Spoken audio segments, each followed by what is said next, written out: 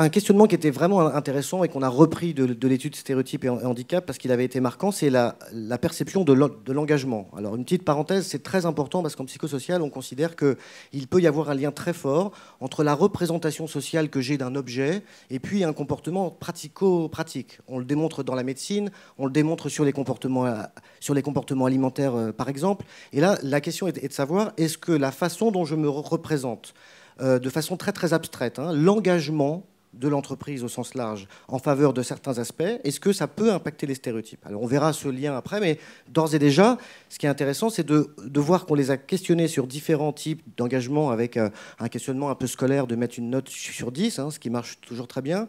Et vous voyez, ce qui est intéressant, c'est que la question de l'égalité homme-femme arrive en avant-dernière position dans les engagements perçus pour l'entreprise. Alors, en moyenne, on peut dire que les entreprises sont plutôt bien jugées, puisqu'elles sont en moyenne à quelque chose comme 6,8 sur 10.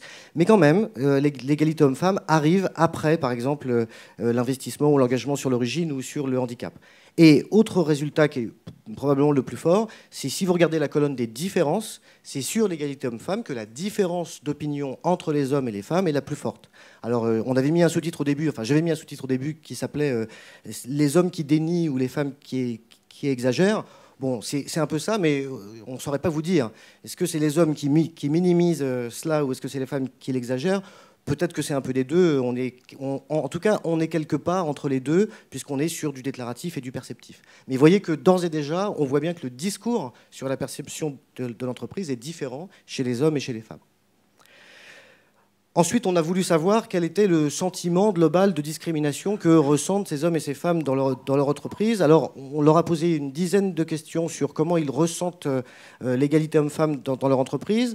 Et puis, on a compilé ces résultats pour en calculer un indice afin de savoir s'il y avait un lien entre le sentiment de discrimination et puis les stéréotypes. Là, on vous a pris 4 exemples de questions issues de cet indice. Vous voyez, il n'y a pas photo. Pour les femmes, elles sont beaucoup plus nombreuses à dire que les hommes sont mieux payés. Elles sont moins nombreuses à dire que les femmes ont un accès équitable à la promotion.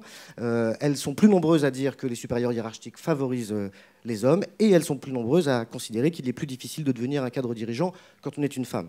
Ça veut dire que là, on a quand même une représentation forte, ancrée, de l'idée qu'on est dans un système asymétrique et inégalitaire. Et si on est dans un système inégalitaire, psychologiquement, ça veut dire qu'on est une victime. Et si on est une victime, il faut se défendre.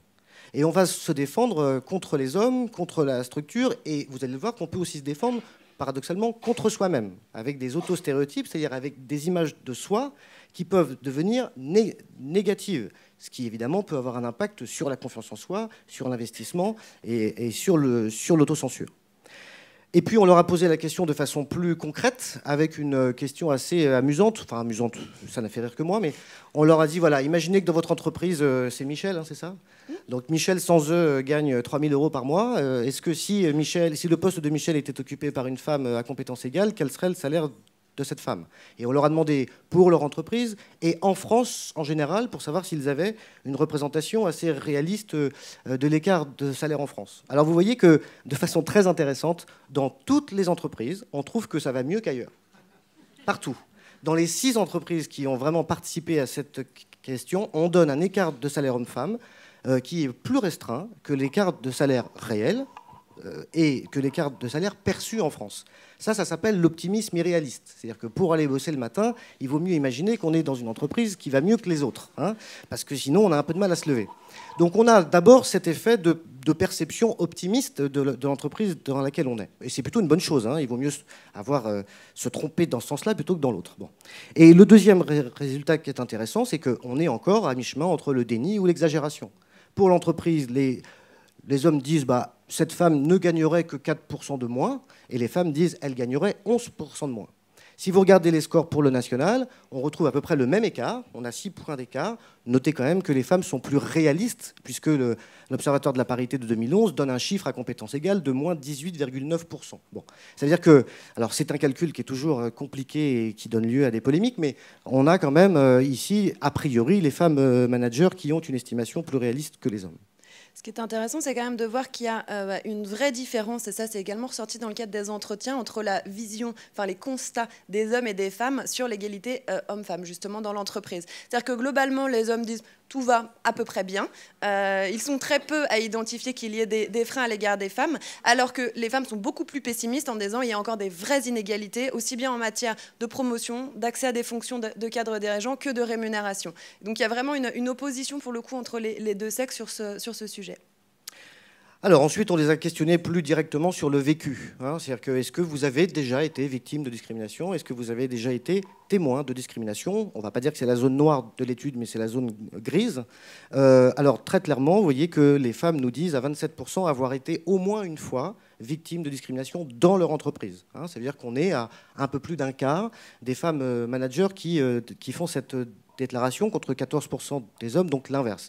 Alors, la question est de savoir ce que ça veut dire, parce que, comme l'a dit Inès, on est sur du déclaratif et on est parfois sur une représentation sociale de ce qu'est la discrimination qui peut être fausse. Je vous rappelle que près de 70% des plaintes qui sont recueillies par le défenseur des droits sont des plaintes qui ne sont pas qualifiées comme des actes de discrimination, parce qu'on confond, parce qu'on ne sait pas bien de quoi il s'agit. Bon, ça veut dire que il y a l'aspect du décalage avec la réalité, mais à la limite, peu importe. Ce qui est intéressant ici, c'est le sentiment. J'ai le sentiment que j'ai été. Et que ce soit de la discrimination ou pas, ça n'a pas grande importance. Alors il vaut mieux évidemment mettre des actions qui clarifient vraiment ce qu'est la discrimination, mais ce qui est intéressant, c'est le sentiment d'avoir été victime de discrimination, et là il est vraiment très décalé. Est-ce que vous avez été au moins une fois témoin d'une discrimination envers une femme? Les femmes nous disent 35%, les hommes nous disent 19%, on retrouve un décalage qui est à peu près équivalent. Mais ça veut dire que si j'additionne, moi j'ai été victime et j'ai été témoin de quelqu'un qui a été victime, ça fait du monde. Ça fait du monde, donc ça veut dire qu'il y a un gros travail à faire sur ce sentiment. Enfin, avez-vous été témoin d'une discrimination envers un homme? Ça s'inverse. C'est-à-dire que les hommes disent oui à 22%, les femmes disent oui à 11%. Donc là, ça questionne quelque chose qui est de l'ordre de la communication, et manifestement, c'est des éléments qu'on communique à l'intérieur de son groupe.